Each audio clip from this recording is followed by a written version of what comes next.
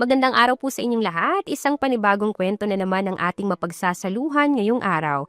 Pero bago yan ay babati muna tayo sa ating mga avid listeners, especially to Rachel Rivera from Kuwait, Kimberly from Iloilo, Melanie Huego from Antipolo, Joby Hernandez from California, USA, Maria Justin Balino from Darwin, Australia, Joanne from Adelaide, Australia, Ness Atienza from Paris, France, Kay Ramel Labordo from South Cotabato, Shai Regine Esperacion from Malolos, Bulacan, at Melogen Serafin from San Francisco, Quezon. Tumutok lamang po kayo dahil isang kwentong nakakatuwa na naman ang ating sabay-sabay na mapagsasaluhan ngayong araw. At eto na nga po, ang puno ng kilig na kwentong pag-ibig ng isang delivery rider at ng kanyang suking customer. Alas 5 pa lang ng madaling araw. Bumangon na agad si Rhea para magluto at maglinis ng bahay. Kapag sumapit kasi ng alas 7, kailangan niyang lumarga para tumanggap ng booking. Kalmahan niyo lang dahil ibang booking yung ginagawa ni Rhea. Isa siyang delivery rider. Magandang delivery rider. Nini, aga-agang ingay mo. Napahinto si Rhea sa pagwawalis nang may batang lalaking lumabas ng kwarto. Bitbit nito ang pink stuffed toys at nakasimangot ang mukha nito. Bakit ang aga mo mag-wake up? May date ka po? Anong date niyang pinagsasasabi mo dyan? Maaga kasi yung alis ng nini mo ngayon para makarami ng customer. Sagot ni Rhea. Napatango naman ang batang lalaki. Sa susunod, sama po ko ha. Ayokong magstay sa house. Palagi akong inaaway ng anak ni Ninang Elaine. Inaasar akong pangit. Siya nga yung pangit eh. Anak, tantanan mo yung panlalait ha. Walang ginawang pangit ang Diyos, okay? Sabi niya sa anak. Hindi naman si Lord yung nagawa sa kanila eh. Nanay at tatay po nila. Napasampal na lamang si Rhea sa kanyang noo dahil sa katwiran ng anak. Hindi niya na malaman kung saan ba ito nagmana. Masyadong straightforward mag-isip at masyado na ring matured ang isip kahit 6 na taong gulang pa lang. Hindi ko na talaga malaman kung saan ka nagmana. Napailing na lamang si Rhea bago magpatuloy sa pagwawalis. Siyempre po sa'yo ko nagmana. Ngumiti ang batang lalaki. Wala naman po akong tatay eh. Natigilan naman si Rhea pero hindi niya pinahalata. Hindi kilala ng anak niya ang ama nito. Kahit naman si Rhea ay hindi niya kilala ang ama ng anak niya. May tinulungan lang naman siyang lalaking na aphrodisiac at nabuo ang kanyang anak. Waiter kasi siya sa isang bar 6 years ago. May lalaking na drugs at tinulungan niya. Natakot si Rhea kasi posible na mamatay ang lalaki kaya tinulungan niya ito. Pagkatapos ng nangyari, hindi na nakita ni Rhea ang lalaki. Hanggang sa nabuntis si Rhea. Lumayo siya at umalis dahil masyadong malupit at makasarili ang kanyang pamilya.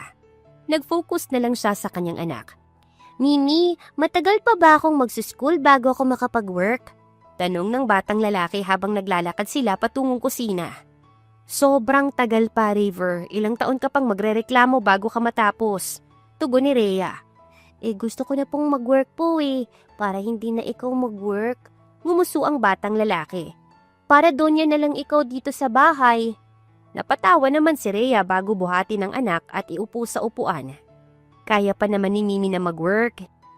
Enjoy mo lang yung pagiging bata mo. Ayoko po. Gusto ko malaki na agad ako tapos malaki na rin patutoy. Diyos mio Marimar! Pinansakan ni Rhea ng hotdog ang bibig ng anak. Ayun, kumain ka na dyan. Kung ano-ano talagang nalalaman ng bata ka. Hindi na lamang sumagot ang kanyang anak at ngumuya na lang. Naupo naman si Rhea at sinabayan ng pagkain ng kanyang anak. Saglit lang ang ginawang pagkain ni Rhea. Kailangan niya nang gumayak. Naligo agad siya at nagbihis bago mag-ayos ng mga dadalhin niya. Nini, naglagay po ka ng tubig sa tumbler mo. Nilagyan ko din po ng kanin at ulam. Nakangiting sabi ni River bago iabot sa kanya ang lunchbox niya. Mimi, ingat ikaw sa pag-drive ha? Opo, kailangang mag-ingat ni Mimi dahil may pogi siyang uuwian. Hinalikan ni Rhea ang anak. Aalis na po si Mimi ha, I love you. I love you Mimi ko. Hintayin mo lang si ninang mo ha. Pupunta raw sila dito, magpakabait ka ha. Muling humalik si Rhea sa anak bago sa tuluyang lumabas ng bahay. Sumakay siya sa kanyang scooter na hindi pa fully paid bago sa tuluyang lumarga. Wala pa yatang 15 minuto siyang nakaalis, nakatanggap na agad ng booking ang babae. Inaccept niya agad yon bago puntahan ng location. Magpapadeliver kasi ang customer niya. Maya-maya lamang ay pumasok siya sa isang malaking village. Pinaiwan pa sa guardhouse ang kanyang ID dahil private village nga. Nang makarating si Rhea sa location, nagpark na agad siya at nagdoorbell sa isang gate. Bumukas naman agad yon at niluwang isang magandang babae na may dalang malaking paper bag. Ikaw ba yung nakuha kong delivery rider? Tumango naman si Rhea. Here, i-deliver mo to sa nakakairitang si Hayden Rosales. Gusto kong deliveran mo din siya ng malakas na sampal. Po? Ramdam na ramdam ni Rhea ang galit sa boses ng babae. You know what? May nalalaman pa siyang regalo-regalo. Tapos little sister lang pala yung tingin niya sa akin. It's so hurting. Biglang umiyak yung babae kaya hindi alam ni Rhea yung gagawin. I understand that we have 6 years gap. But age doesn't matter naman, right? I want him to be my husband. But he wants me to be his little sister. That's freaking unfair. Ma'am, baka ho talaga pagiging kapatid lang yung kaya niyang ibigay sa'yo. Nasabi na lamang ni Rhea. Malay niyo ho, may iba pang lalaking nakalaan para sa inyo. Sa tingin mo, nagpunas-punas ng luha ang babae. Sa tingin mo may magmamahal pa sa kagaya kong maarte at medyo spoiled brat? Am I lovable ba? Ma'am, sa ganda niyo hong yan, for sure may magmamahal sa inyo. Nakangiting sabi ni Rhea. Baka nga ho may nagmamahal na talaga sa inyo eh, hindi niyo lang napapansin. Thank you. Ngumiti ang babae. Pero I want you to slap him pa rin, please. Ma'am, hindi ko ho magagawa yun. Item at foods lang po yung dinedeliver ko, hindi po kasama yung sampal. Sabi pa ni Rhea at napakamot na lamang ng kanyang batok. I will pay your whole day work, sabi ng babae. Consistent talaga ito na ipasampal ang lalaki. I'll pay you 100,000. 100,000? Nanlaki yung mga mata ni Rhea. Hindi pa enough? Okay, I will double it. Ha? Hindi na ho. G na po ako sa 100,000. Mabilis na sambit ni Rhea. Hindi na niya tatanggihan pang 100,000. Kapag may ganoon siya kalaking pera, mabibili niya na for the first time ang mga gusto ng kanyang anak. Ilalabas niya rin si Raver at kakain sila ng masarap. Okay, thank you. Inabutan siya ng cheque ng babae. Here, legit yan ha, don't worry. Thank you ho, ma'am. Nanginginig pa si Rhea habang kinukuha ang cheque. By the way, I like you na. I will save your number, okay? Gusto kitang ayaing lumabas kapag may gusto akong sabihin. This is the first time kasi na may nakinig sa akin. Nakingiting sabi ng babae. Ako pala si Tiffany. You can call me Tiff. Ako naman si Rhea. Nakangiting sabi ni Rhea. Mauna na ako ah. Thank you pala sa bayad mo. Anything for you, my sister. Ngumiti na lang muli si Rhea bago tuluyang umalis doon. Habang nagmamaneho ay napapabugan na lang ng hangin si Rhea. Kinakabahan siya sa kanyang gagawin, pero mas mahalaga sa kanyang anak. Magsusori na lang siguro siya pagkatapos manampal. Ilang sandali pa nga ay narating na niya ang condominium building ng lalaking sasampalin niya. Bumaba siya sa kanyang scooter at pumasok sa loob. Kay Mr. Rosales po, sabi niya sa babaeng nasa information desk. 5th floor, room 067. Ngumiti si Rhea at nagpasalamat bago dumiretso sa elevator. Ramdam na ramdam niya ang pamamawis ng kanyang palad. Pinagpapawisan din ang kanyang noo at nanginginig agad ang kanyang mga tuhod. Kaya mo to, Rhea. Pagpapalakas niya sa kanyang loob. Ganito talaga ang buhay, Rhea. Dadaan ka talaga sa proseso na makakapanakit ka para sa pera. Nag-inhale-exhale siya bago hanapin ang kondo ng lalaki. Nakita naman niya agad yun. Nag-stretching pa si Rhea bago pindutin ang doorbell. Bumukas naman yun at niluwang isang lalaking topless at may angking kagwapuhan.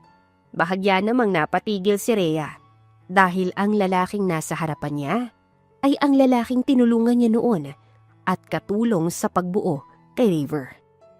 Yes? Kinilabutan si Rhea dahil sa malalim na boses nito. Pero ang ipinagpapasalamat niya, hindi siya nakilala ng lalaki. Deliver. Halos pabulong na sagot ni Rhea bago iabot ang paper bag sa lalaki. Galing kay Ma'am Tiffany Javier. Hindi niya maiwasang mapatitig sa mukha nito. Mukha kasi ng anak niya ang kanyang nakikita. Okay, thank you. Sagot ng lalaki. Teka! Tigil pa niya sa lalaki nang akmang isasara na nito ang pinto. Why? Tumaas ang isang kilay ng lalaki. Nabighani ka ba sa akin? O gusto mong titigan na lang ako magdamag? Sorry but I'm retired playboy now. What the heck? Gulat na gulat ang lalaki nang malakas na siyang sampalin ni Rhea. Kahit naman si Rhea ay gulat na gulat din. Ano? Pinade-deliver din ni Ma'am Tiffany yung sampal. Kinakabahang sabi ni Rhea. I'm sorry. Bye. Nagmamadaling tumakbo si Rhea paalis. Dinig niya pa ang sigaw ng lalaki pero hindi na niya ito pinansin at dumiretso na lamang sa elevator. Nanghihinang napasandal na lamang si Rhea sa elevator nang magsara yon. Akala niya kanina ay hihimatayin na siya dahil sa sobrang takot at kaba. Pero nakita ko talaga ang tatay ni River. Hindi makapaniwalang tanong niya. Shit, sana hindi niya ako nakilala. What if bigla niyang kuhanin sa akin si River, 'di ba? Hindi ako papayag. Talagang bubugbugin ko siya. Kasabay ng pagsipa at pagsuntok niya sa ere ay ang pagbukas ng elevator. Napaatras sa mga taong papasok kaya hiyang-hiya siyang lumabas. Dumiretso agad si Rhea sa kanyang scooter. Bago yun paandarin, napatingin na muna siya sa kanyang tseke. May pang Jollibee at McDo na ako sa anak ko. Nakangiting sabi ni Rhea. May pambili na rin ako ng bagong electric fan. Hindi, maliit na aircon yung bibilhin ko. Huyo talaga yung mga kapitbahay ko dyan. Hindi lang yung pagiging single mom ko yung kakalat sa barangay. Pagiging bilyonarya ko na. Napahalakhak na lamang si Rhea at napailing-iling na lang dahil sa kanyang naisip.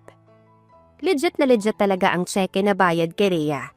Namili agad siya ng maliit na standing aircon. Namili rin siya ng grocery at mga damit. Kaya yung anak niya ay gulat na gulat at pinagkamalan pa siyang ng hold up. Mimi, why ang dami mo pong money? Tanong ni River sa kanya. Nasa Jollibee sila ngayon. Gusto namang ilabas ni Rhea ang anak para makapag-enjoy ito. Malaki lang yung naging bayad sa akin ng customer ko ng isang araw. Sagot ni Rhea. Mimi, hindi naman po illegal yung ginagawa mo, no? Nagdududang tanong sa kanya ng anak. Mimi, bawal ka pong makulong. Kawawa naman ako. Anak, hindi ako papasok sa illegal na gawain, okay? Kinurot ni Rhea ang pisngi ng anak. Bigla namang sumagi sa isip niya ang pagsampal niya sa lalaking ama ng kanyang anak. Para sa kanya, hindi naman siguro illegal yun. Nagsorry naman siya. River, paano na lang kapag nagpakita yung daddy mo? Anong gagawin mo? Tanong pa ni Rhea sa anak. Natatakot kasi si Rhea. Feeling niya anytime ay magkikita sila ng ama ni River. Bubugbugin ko po siya, sagot ni River. Pero ikikiss ko rin siya. Natawa na lamang si Rhea at napapailing. Pagkatapos nilang kumain, binilhan naman niya ng mga damit at laruan ng anak. Medyo nagmamadali na sila dahil hanggang tanghali lang pwede si Rhea. Babalik kasi si Rhea sa trabaho. Ayaw niya pa ring pabayaan ng trabaho kahit pa marami siyang pera ngayon. Mimi, thank you po sa libre mo po ha. Kapag ako naman po yung may pera, ikaw naman po yung ililibre ko. Nakangiting sabi pa ni River. Anak, sorry kung ngayon ka lang nalibre ni Mimi ng ganito Ngayon lang kasi nagkapere. Tugon ni Rhea sa anak. Mimi, palagi mo naman akong pinagluluto po so okay lang po yun sa akin. Napangiti naman si Rhea bago halikan sa noo ang anak. Nagpapasalamat siya dahil matured mag-isip ang kanyang anak. Medyo pasaway nga lang. Pagkatapos nilang mamili, inihatid na ni Rhea ang anak. Nag-take out din muna siya ng pagkain para sa anak at nagbabantay dito.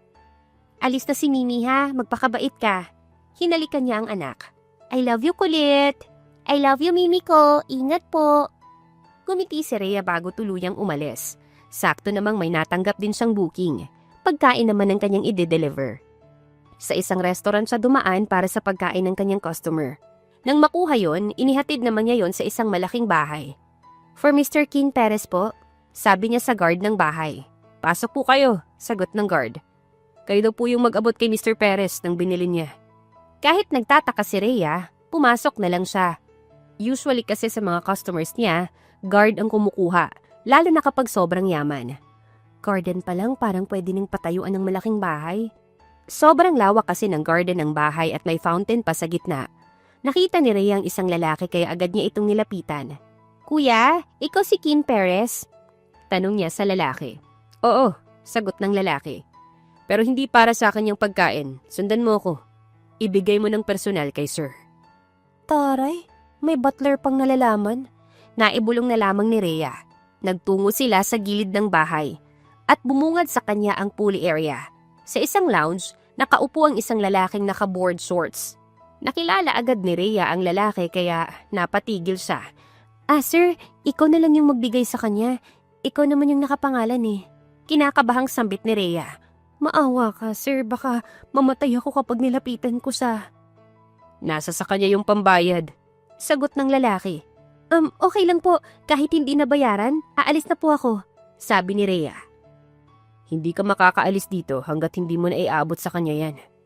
Para namang gustong maiyak ni Rhea. Isang malalim na buntong hininga ang kanyang pinakawalan bago dahan-dahang maglakad papalapit sa lalaki. Lumingon naman agad sa kanya ang lalaking nakahiga sa lounge. Finally, nagpakita ka rin. Tumayo ang lalaki at lumapit sa kanya. Pagkain niyo po. Inabot ni Rhea ang pagkain sa lalaki. 2,650 lahat. Hindi kinuha ng lalaki ang paper bag. Kaya napaangat ng tingin si Rhea. Halos manlambot ang tuhod niya nang magkasalubong ang tingin nila ng lalaki.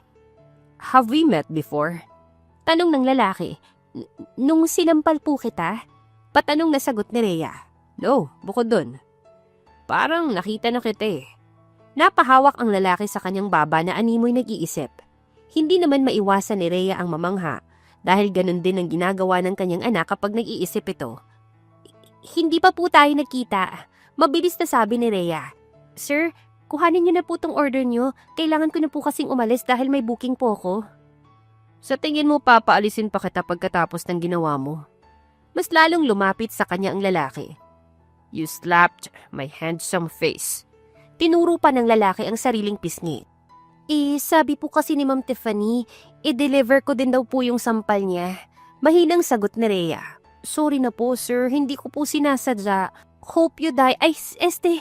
Hope to die po. No, you have to pay for that. Sige po, magkano po ba? Lakas loob na tanong ni Rhea. Hindi pera yung kailangan ko. Aba sir, disenteng babae po ako. Hindi ko pinagbibili yung katawan ko. Grabe ka naman po. Niyakap pa ni Rhea ang sariling katawan. Ano bang sinasabi mo? Hindi ko kailangan ng katawan mo. Napasimangot pa ang lalaki. Naisip ko lang na gawin kang maid. Mukha namang pwede kang maging maid ko. Mabilis namang umiling si Rhea. Hindi po ako pumapayag at wala kang magagawa. Kaya naman po bayaran niyo na po tong order niyo kasi sinasayang niyo po yung oras ko. Ayaw ni Rhea na mapalapit sa lalaki. Ang gusto niya, layuan ito para hindi nito malaman kung sino talaga siya.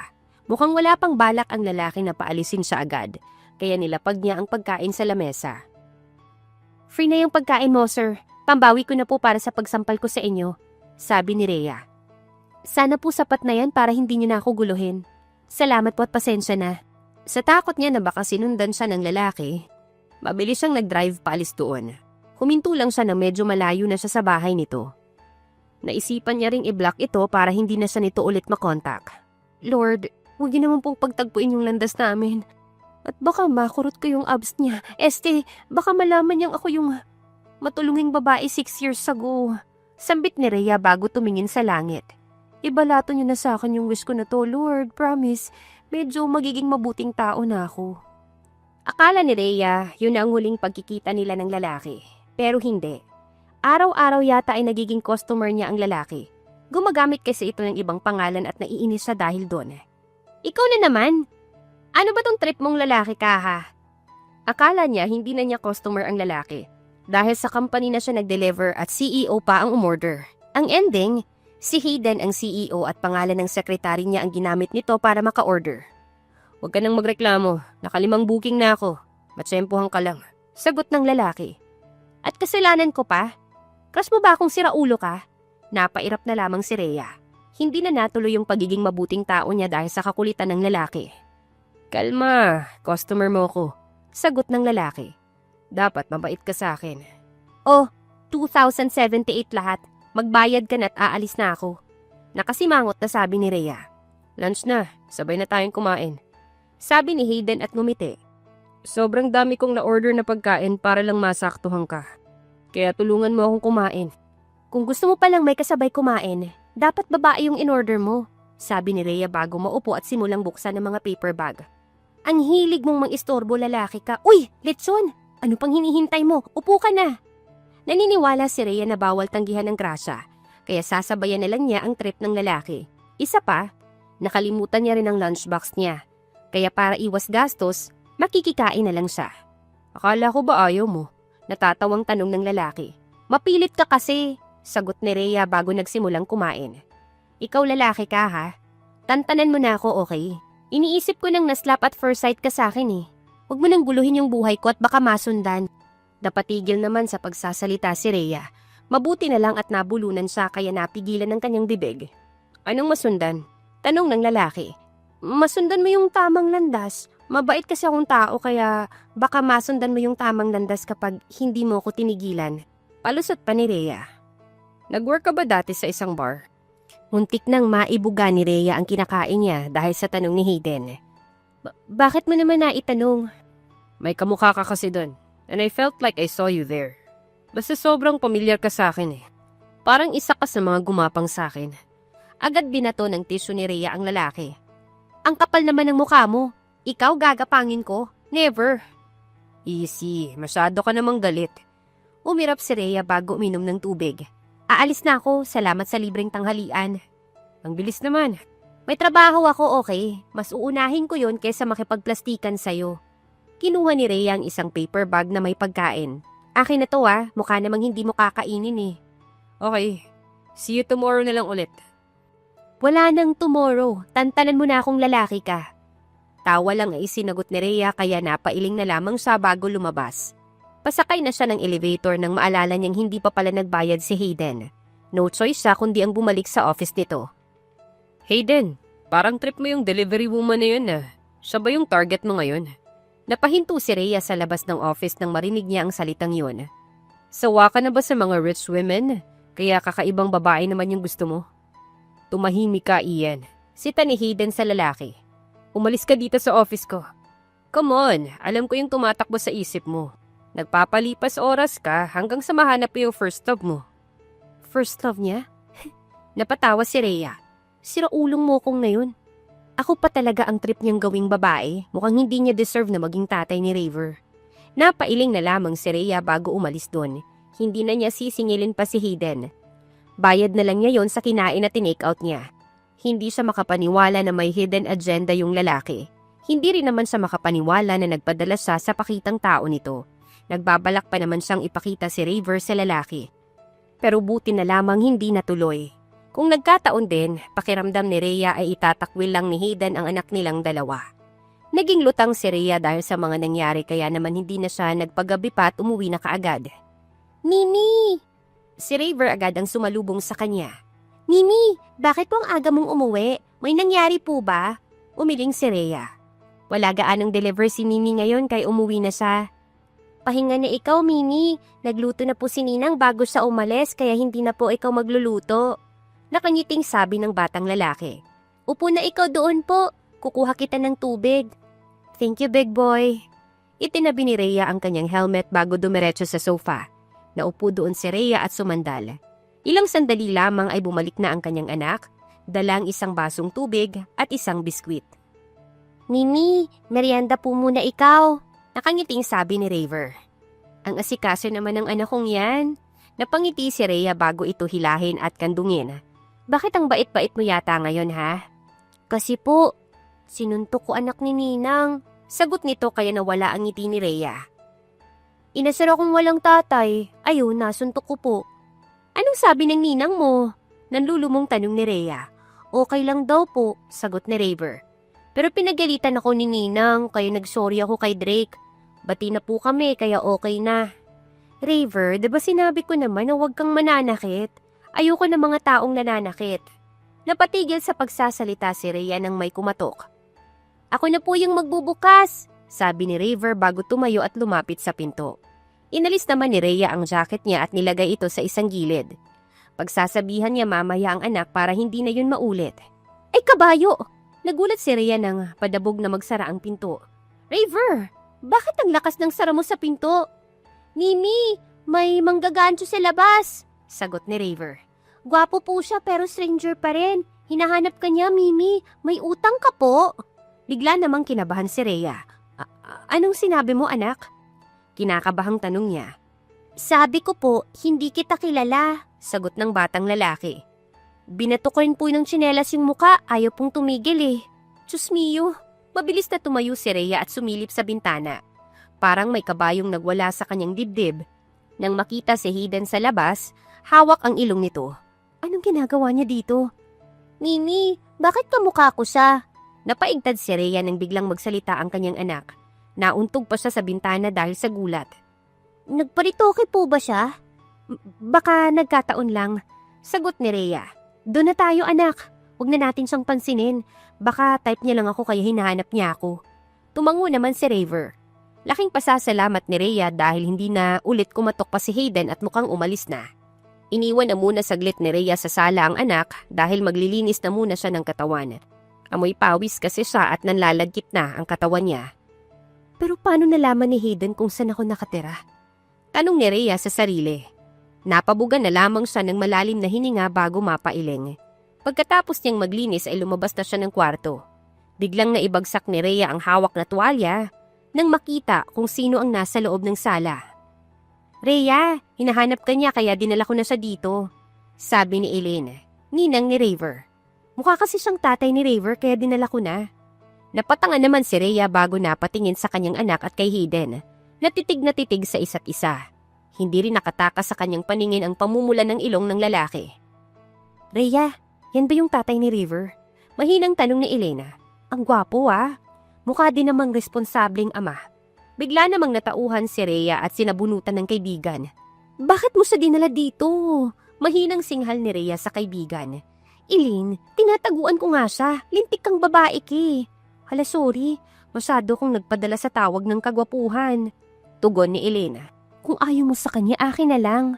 Inambahan naman ng hampas ni Rhea ang kaibigan. Bakit kamukha po kita? Nawala ang atensyon ni Rhea sa kaibigan nang marinig niyang magsalita ang anak. Nagparitoke ka po? Sobrang gwapo ko po kaya ginaya niyo ako, no? Hindi ako retokado. Sagot ni Hayden. Ikaw yata yung gumaya sa mukha ko Idol na idol mo siguro yung mukha ko. Hindi po bawal po akong magparitoke kaya umirap si Raver. At saka bakit sinusundan mo po si Mimi ko? Hinold up ka ba niya? Hoy, mukha ba akong hold upper? Sita ni Rhea sa anak kaya napalingon ito sa kanya. Mimi, bakit pareho kaming face? Siya ba si daddy ko? Dinuro ni Raver ang lalaki. Lumingon din si Hayden kay Rhea. Magsabi ka nga sa akin, anak ko ba yung batang to? Dinuro din ni Hayden ang batang lalaki. Huwag mong subukang magsinungaling sa akin. Kitang-kita ko na yung ebidensya. Ipapa-DNA test ko din siya kung hindi mo sasabihin yung totoo. Napapikit naman si Rhea at napahinga ng malalim. Hindi niya lubos maisip na magiging malateleserye ang kanyang buhay. Rhea, sumagot ka. Anak ko bang batang to? Na binato ko ng sinela sa muka? Seryosong tanong ni Hayden. Oo, anak mo si Raver. Malakas namang napatawa si Hayden at napatayo. All this time, may anak ako? Hindi makapaniwalang tanong ni Hayden. Raver, sorry. Mahinang sabi ni Rhea sa anak. Nag-thumbs up lang ang kanyang anak pero mahahalata sa mukha nito ang lungkot. Kung ganun, ikaw yung babaeng waitress. Sabi ni Hayden kay Rhea. Paano mo nasabi? Sa dami mong babae, paano mo nasabing ako yung waitress? Marami akong babae. Pero ikaw lang yung nagalaw ko. Sagot ni Hayden. Ikaw lang yung babaeng naputo. Nguso mo yung puputo kapag tinuloy mo yung sinasabi mo. Banta niya sa lalaki. Napahinga ng malalim si Hayden. Nung nakita mo ako sa hotel, nakilala mo na ako nun, diba? Rhea, ang tagal na nating nagkikita, bakit di mo sinabing may anak tayo? Bakit mo pa kailangang malaman? Ginagawa mo lang akong trip, diba? Sinamaan ni Rhea ng tingin ang lalaki. Sira ulo ka, nananahimik yung buhay ko tapos ako pinili mong pagtripan. Ngayon alam mo na may anak tayo, pwede ka nang umalis. Hindi ko ipagdadamot sa'yo si Raver. Pero hindi ko hahayaang kuhanin mo siya sa akin. Hindi ako aalis. Kung aalis man ako, isasama ko kayo. Sabi pa ni Hayden bago ilibot ang paningin sa apartment nila Rhea. Hindi ko hahayaang dito kayo tumira ng anak natin. Gusto kong bumawi para sa mahabang panahon na nasayang. Hindi kami sasama sa... Mimi, gusto kong sumama sa kanya. Natigilan si Rhea nang magsalita ang anak. Pakiramdam niya ay kumirot ang kanyang puso dahil sa narinig. Raver, tumayo ang batang lalaki at naglakad papalapit kay Rhea. Mimi, wag ikaw magalit Gusto ko lang sama muna tayo sa kanya para hindi ka muna mag-work. Mukha siyang mayaman po kaya pwedeng hindi ka na muna mag-work. Naririnig ko po kasi kita palagi na nag-uubo tuwing gabi. Tapos masakit din yung body mo. Pakiramdam ni Rhea, maiiyak siya dahil sa sinabi ng anak. Kapag hindi sincere yung daddy mo sa pagbawi, aalis tayo ha. Nilingon ni Raver ang ama. Ikaw po, hindi pa kita tanggap bilang daddy ko. Kahit pogi ka, ayaw ko pa rin. Inaaway mo kasi si Mimi ko. Imbis na magalit, napatawa na lamang si Hayden. Bigla niyang nakita ang sarili sa kanyang anak. Ano, deal po ba? Kung ayaw niyo po, masikip yung pinto namin kaya dahan-dahan sa paglabas. Pagsusungit ni Raver sa ama. Deal. Nakangiting sabi ni Hayden. Promise. Babawi talaga ako sa inyo ng mommy mo. Magpapakabait ako hanggang sa maging okay tayo. Lumapit naman si Raver sa ama at nakipagkamay. Napabuntong hininga na lamang si Rhea habang nakatingin sa mag-ama. Mukhang wala na rin naman siyang choice kundi ang pagbigyan ng anak. Medyo may kasalanan din naman siya dahil tinago niya si Raver. Masyado kasi siyang pinangunahan ng takot noon. Pero ganun pa man, hindi pa rin siya magpapakampante. Sisiguraduhin niyang poprotektahan niya pa rin ang anak laban sa siraulo nitong ama. Sa unang araw nila Rhea sa bahay ni Hayden, nanibago talaga sila. Mula kasi sa maliit na apartment, biglang lipat sa malaki at magandang bahay. Hindi rin siya nakatulog pero nasanay na rin naman siya. Mali nga po kasi. Bakit piniprito niyo yung hotdog na may balat? Tsaka ilalaga po muna yan para mas okay. Nakalimutan ko lang tanggalin yung balat. Alam ko yung ginagawa ko. Maupo na lang kayo dun. Hindi mo nga po alam kaya tinuturuan kita. Makinig ka nga po ikaw sa akin. Okay, huwag kang magalit. Makikinig na ako. Hindi alam ni Rhea ang magiging reaksyon niya nang maabutan ng mag-amang nagbabangayan. Gusto rin niyang matawa dahil imbis na ang tatay ang naninermon, anak pa ang naninermon.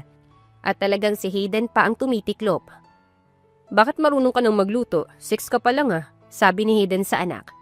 Napapanood ko po kay Mimi, sagot ni Raver. Ikaw nga po dapat marunong din Tandan-tanda na, hindi pa rin marunong magluto.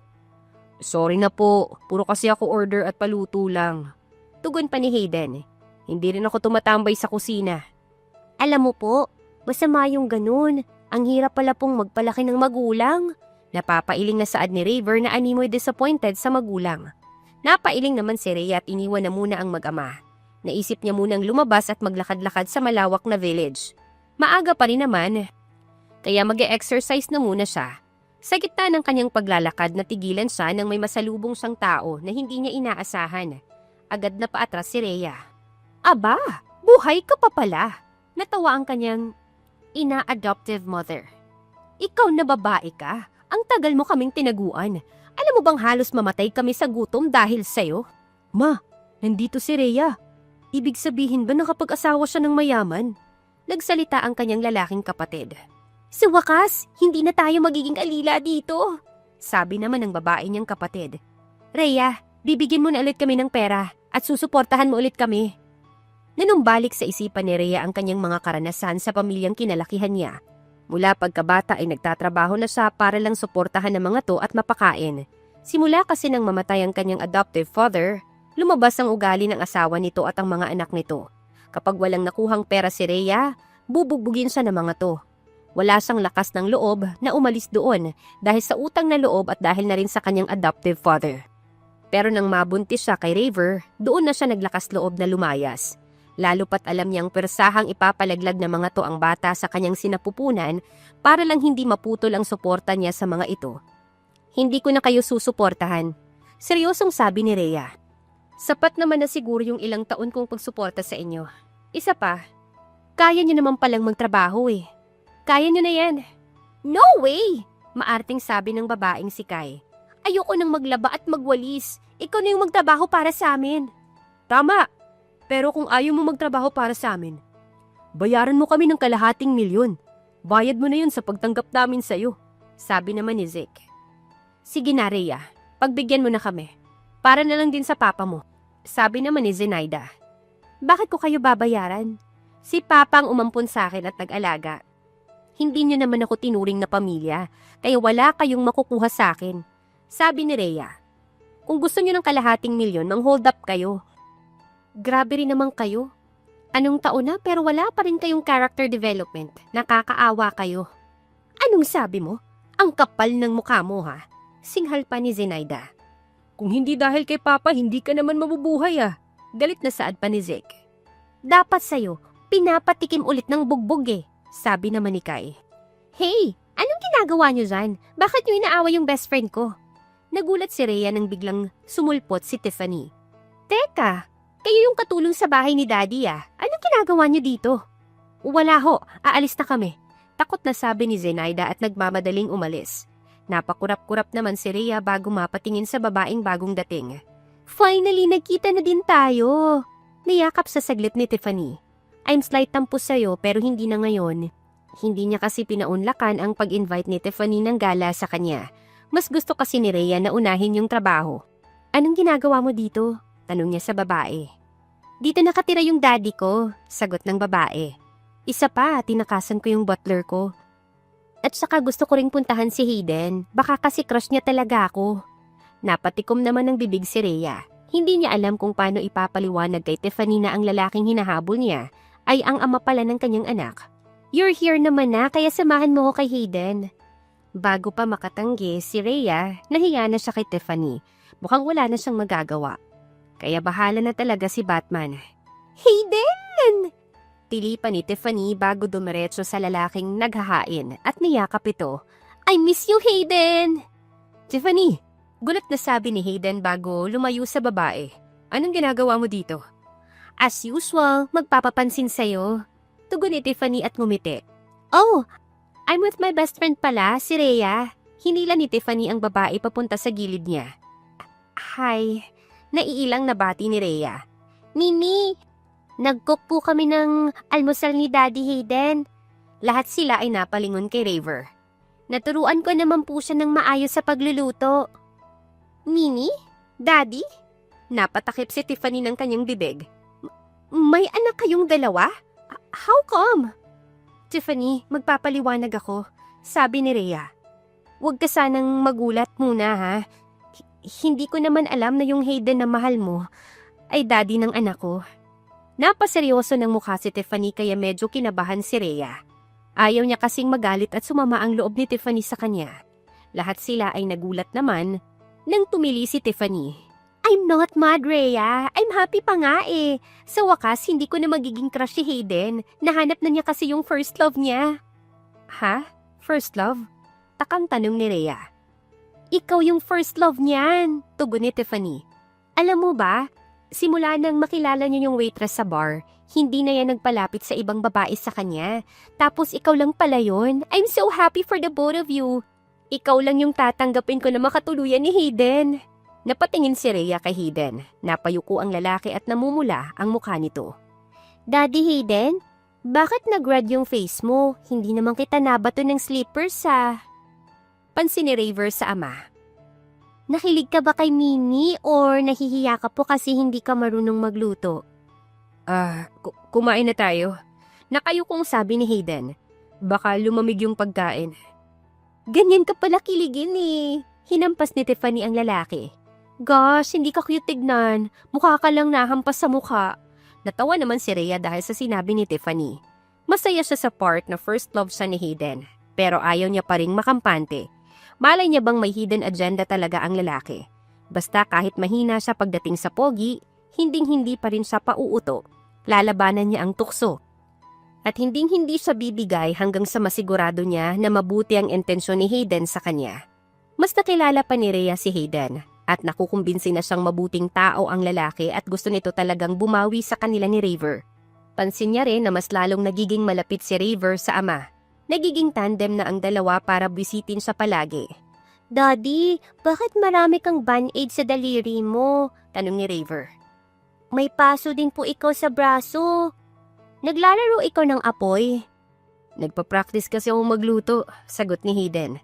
Gusto ko kasing lutuan kayo ng mommy mo eh. At para din hindi mo na ako pagalitan.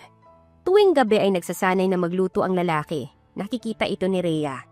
Daddy, okay lang po kahit hindi ka marunong magluto. Gwapo ka naman po kaya hindi halata, sabi ni Raver sa ama at hinawakan pa ang kamay nito. Hindi tuloy malaman ni Rhea kung pinapalakas ba ng batang lalaki ang loob ng ama. O lalo lang itong dinadown. Gusto ko kayong lutuan ng mommy mo eh, sagot ni Hayden. Kaya ko naman kayong paglutuan, sabi ni Rhea at ngumiti. Ako na munang bahala sa pagluluto, hanggat ayaw niyo akong pabalikin sa trabaho. Gusto na kasi ulit ni Rhea bumalik sa trabaho pero ayaw naman ni Raver at Hayden. Palagi siyang inaartehan ng mga to kapag nagpupumilit siya. Hindi mo na kailangang bumalik sa trabaho. Kaya ko naman kayong buhayin. Nakangiting sabi ni Hayden. Duty ng isang husband na buhayin yung kanyang mag-ina. At sino naman ang nagsabing asawa kita? Magkumpare lang tayong dalawa. Si Raver lang yung nagdudugtong sa atin. Masungit na sabi ni Rhea. Ayaw mo ako maging asawa? Ay, dapat sigurong matuto talaga akong magluto. Kailangan kong makuha ang kiliti mo para pumayag ka na maging asawa ko. At kailan ka pa pumulot ng mababang uri ng babae na mapapangasawa mo? Natigil sila sa pagkain ng may sumulpot na isang ginang na mukhang mata pobre, kasunod nitong isang lalaking kahawig ni Hayden. Hayden, porket hindi ka namin nasusubaybayan, gumagawa ka kagad ng kabalbalan. Mom, Dad, napatayo si Hayden. Anong ginagawa niyo dito? Ikaw, anong ginagawa mo? Sinisira mo ang pamilyang ito. Galit na sabi ng ginang. Kung sino-sinong babae yung pinupulot mo, Hayden. At inanakan mo pa talaga? Nakaramdam naman ng pikon si Rhea dahil sa narinig. Mawalang galang na lang ho pero hindi lang ako kung sino-sinong babae. Masyado ho kayong mata pobre.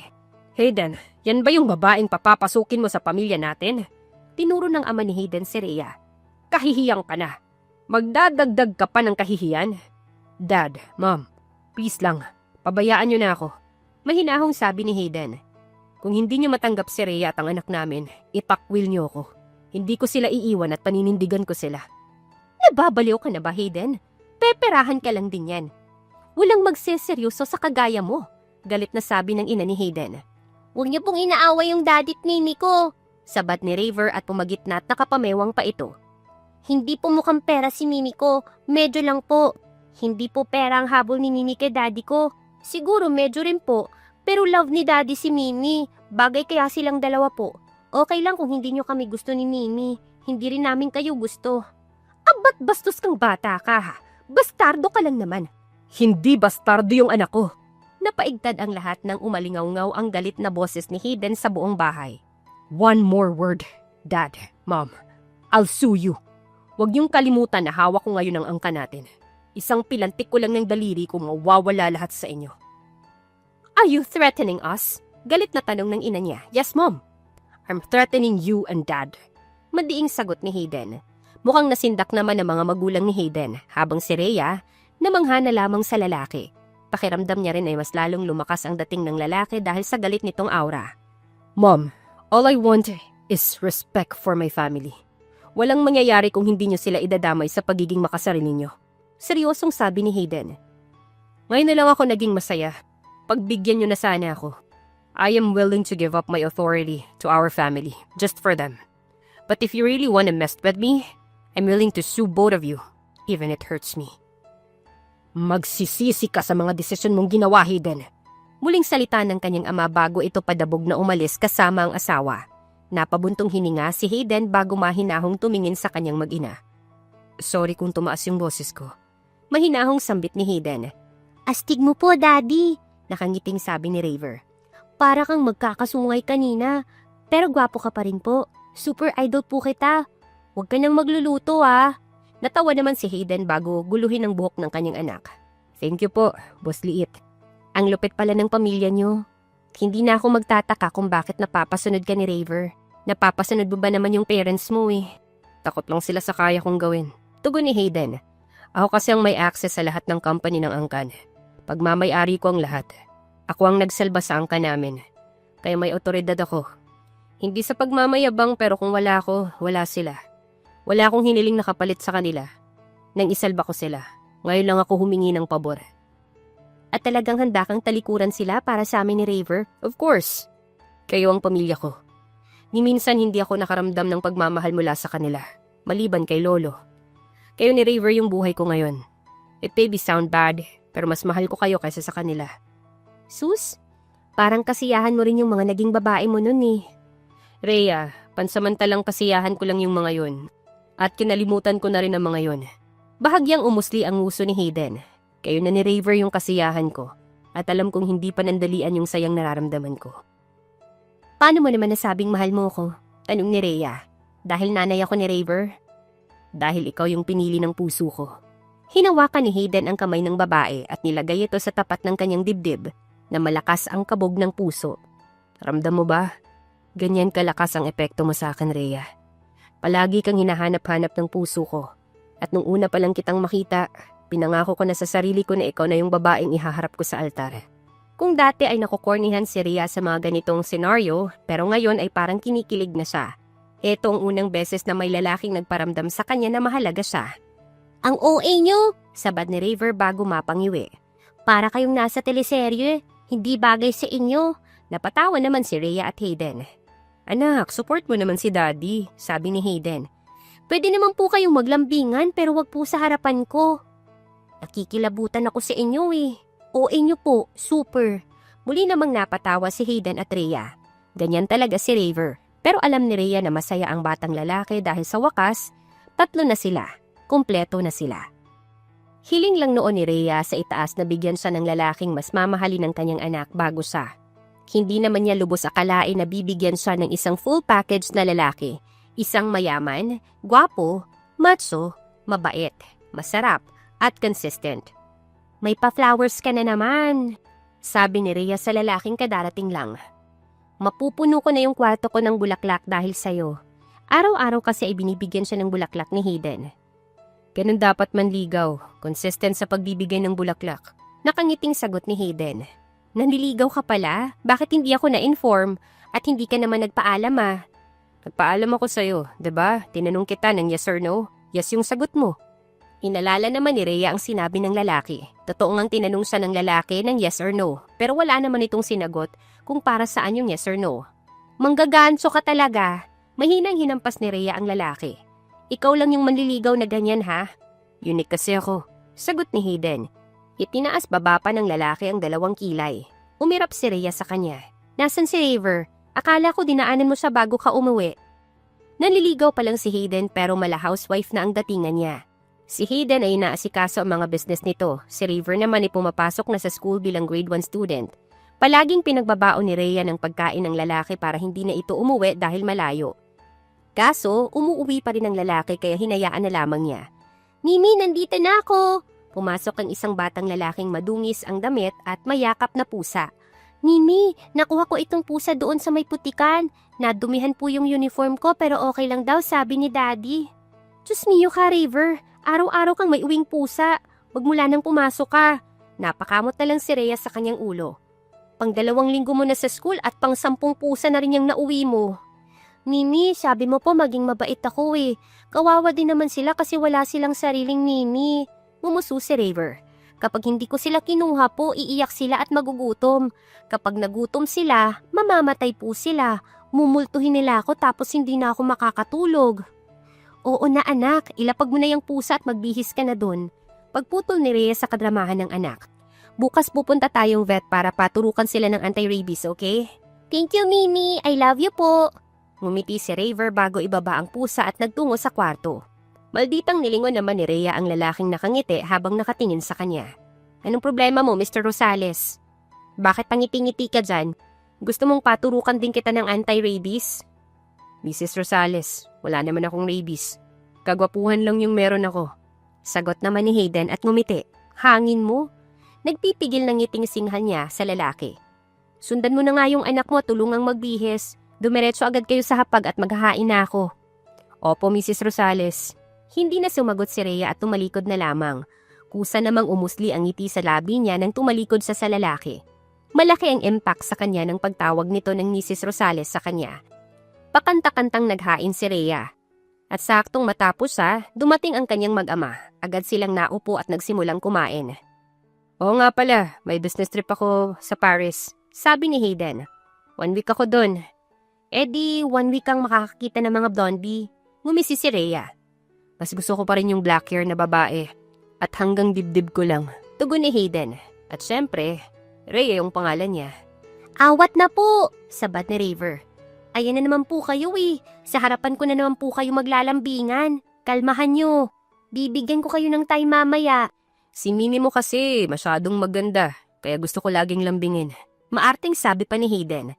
Ang sabihin mo, malantod ka lang lalaki ka. Malantod man sa iyong paningin, ikaw at ikaw lang yung gagapangin. Nanlaki naman yung mga mata ni Rhea kaya nabato niya ng kutsara ang lalaki. Tinamaan naman ito sa noo. Hala, sorry! Ayan, may bukol ka na. Ikaw kasi masyado kang maraming alam. Ang sakit, Rhea. Sobrang sakit. Pag-iinarte pa ni Hayden. May lalabas na yatang eroplano sa noo. Rhea, ayoko pang mamatay. Sagutin mo na agad ako. Tumigil ka nga dyan, Hayden. May bukol ka na't lahat-lahat malantod ka pa rin. Natawa naman si Hayden bago hapitin ang bewang ni Rhea at paupuin ito sa kanyang kandungan. Napahawak naman sa magkabilang balikat ni Hayden ang babae. Ang ganda-ganda mo talaga, Rhea. Sobrang swerte ko dahil ikaw yung first love ko. Sa daming naging babae sa buhay mo, ako pa talaga yung naging first love mo. Napatawa si Rhea. Ako pa talaga na hindi ka pantay ng katayuan mo at hindi mahal ng sariling pamilya.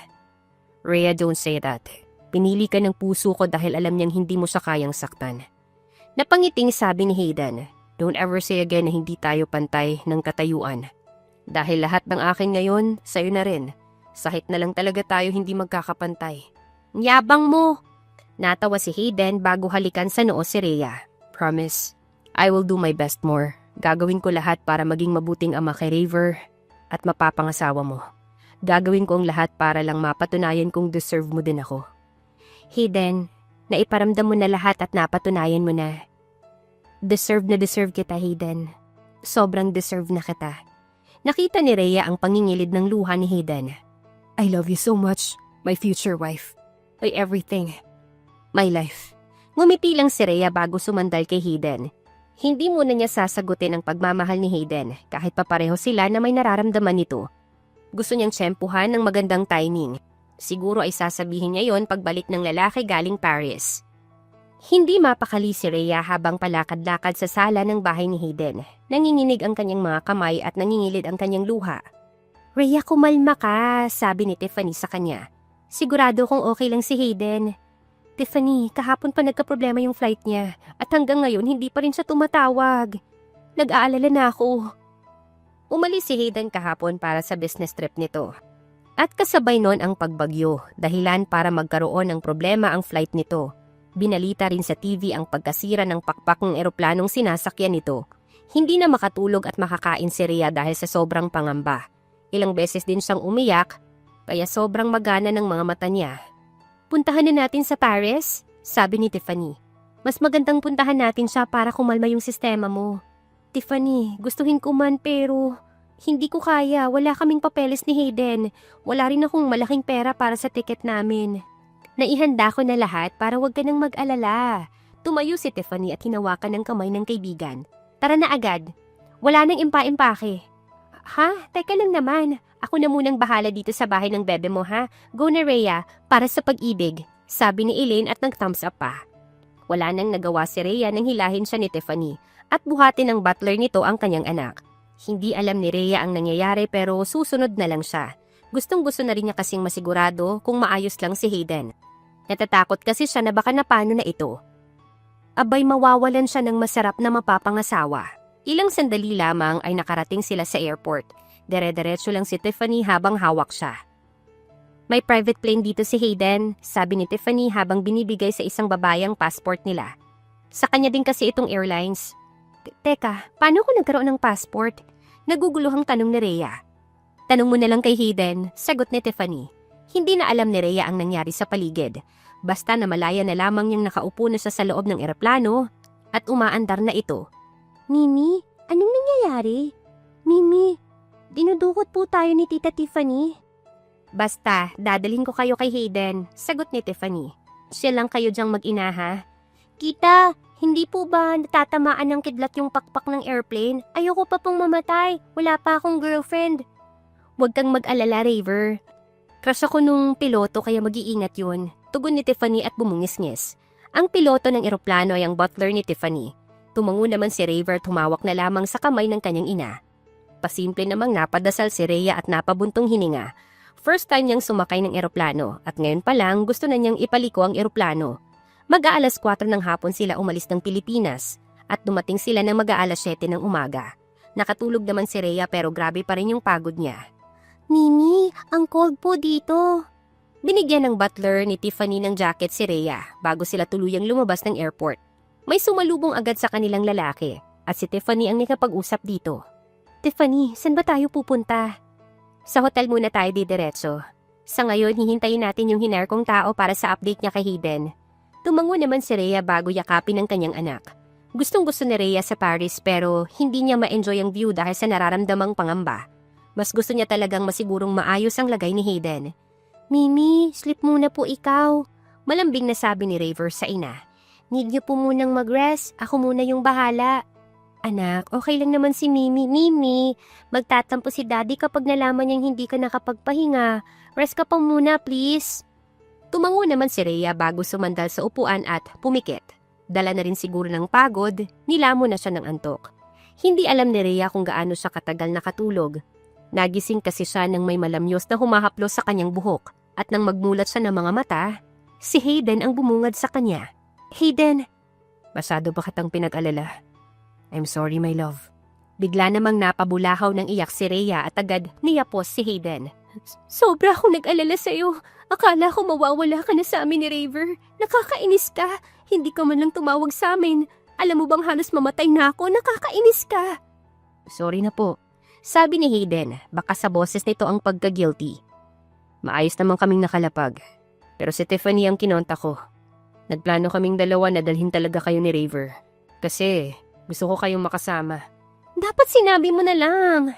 Sasama naman kami. Surprise ko po sana siya. Isa pa, hindi pa maayos yung papeles nyo kaya hindi ko kayo maisama ni Raver. Sorry na po, huwag na pong magalit sa akin. Gusto pa sanang mainis ni Rhea sa lalaki pero napatawa agad siya dahil sa itsura nito. Para kasi itong batang pinapagalitan ng ina.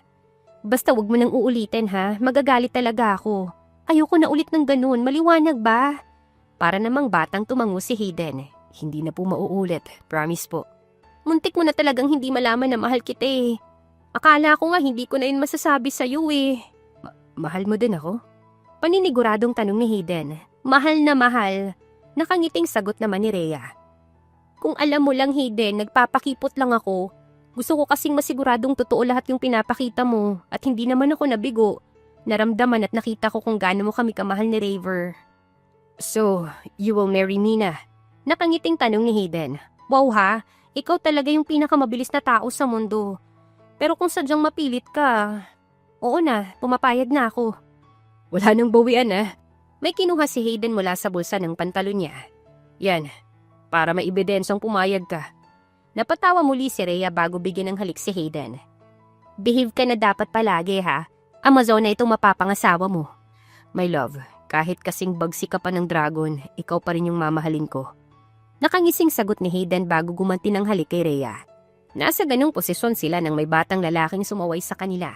Mimi, Daddy, hanggang dito ba naman po sa Paris? Paawat naman po kayo. Natawa na lamang ang dalawa bago panggigilan ng yakap ang kanilang anak. Napasimangot naman lalo si Raver at tinanggap na lang ang yakap ng kanyang mga magulang.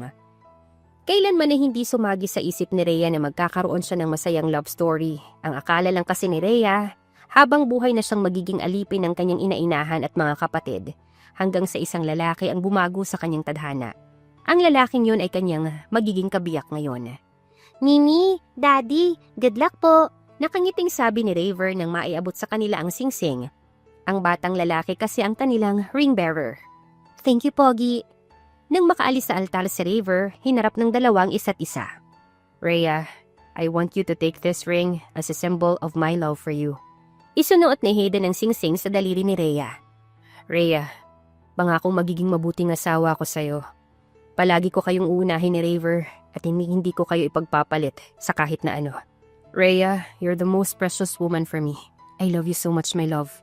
Napangiti naman si Rhea bago isuot ang singsing sa daliri ni Hayden. Raver, itong singsing na ito ay isa sa mga tanda na akin ka na at bawal ka na sa iba. Pinapangako kong magiging mabuting asawa ako at ina sa anak at magiging anak pa natin. Nagpapasalamat ako kay Lord kasi binigyan niya ako ng lalaking kagaya mo.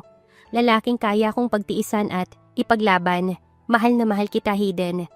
Muling humarap ang dalawa sa pari nang matapos nilang isuot ang singsing sa isa't isa. Aking ipinapahayag sa inyong lahat na itong dalawang taong nagmamahal na nasa aking harap ay ganap ng mag-asawa. Humarap ang pari kay Hayden. Maaari mo nang halikan ng iyong asawa. Ngumiti naman si Hayden bago humarap kay Rhea. hinding-hindi na siya magpapatumpik-tumpik pa. Itinaas niya ang veil ni Rhea bago hapitin ang bewang nito at pagtagpuin ang kanilang mga labi. Nagpalakpakan naman ang kanilang mga bisita at may ilan ding naiyakan. Asawa na kita. Nakangiting sabi ni Hayden bago haplusin ang pisngi ni Rhea. At hinding-hindi ka na makakawala sa akin. Wala naman kasi akong balak na pakawalan ka. Sagot pa ni Rhea bago kurutin ang pisngi nito. Pili lamang ang mga bisita ng dalawa, yung mga taong alam nilang totoo at suportado ang relasyon nila. Inibitahan pa rin ni Hayden ang mga magulang pero hindi sumipot ang mga ito. Ang pamilya naman ni Rhea ay hindi na imbitado dahil alam niyang manggugulo lamang ang mga ito. Wala na nga rin siyang balita sa mga ito. Yee! Congratulations po, Mimi and Daddy! Tumakbo palapit sa kanila si Raver na agad namang binuhat ni Hayden. Super happy ko po. Thank you, buddy. Tugon ni Hayden sa anak. I love you, anak. Nakangiting sabi naman ni Rhea.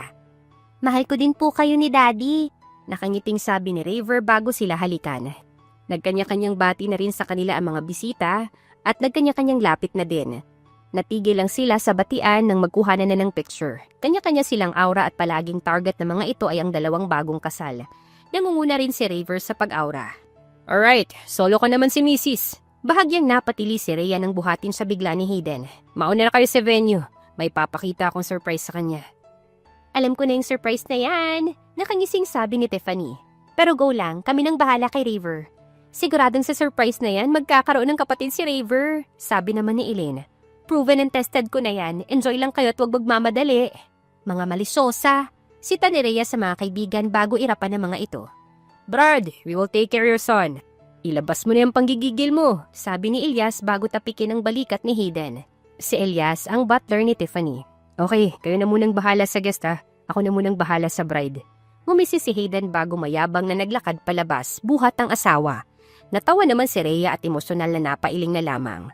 She has the best life now and she's hoping na forever na ang nararamdaman niyang saya at magandang buhay ngayon.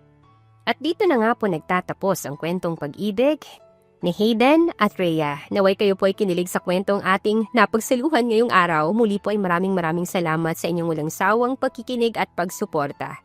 Hanggang sa susunod, abangan pa rin ang mga kwentong puno ng aral, pagmamahal at inspirasyon. Siyempre dito pa rin po yan sa inyong inaabangang Dear Chen.